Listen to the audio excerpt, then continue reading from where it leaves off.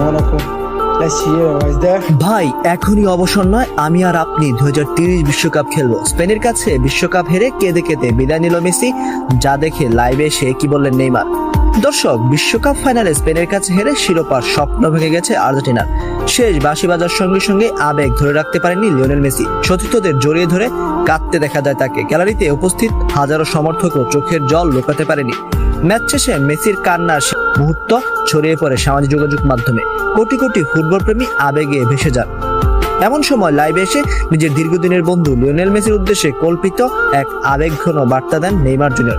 Neymar বলেন, ভাই এখনই অবসর নয়, তুমি এখনো ফুটবলের জন্য অনেক বড় সম্পদ। আমি চাই তুমি মাথা উঁচু করে ফিরে দাঁড়াও। তিনি আরো বলেন, মেসি তুমি হেরে যাওনি, একটা ম্যাচ হেরেছো কিন্তু কোটি কোটি মানুষের হৃদয় জিতে নিয়েছো। তোমার মতো ফুটবলার 100 বছরে একজন আসে। এরপর এসে নেইমার বলেন, কথা দাও 2030 বিশ্বকাপে আবার দেখা হবে, আমি আর তুমি আবারও ফুটবল বিশ্বকে আনন্দ দেব।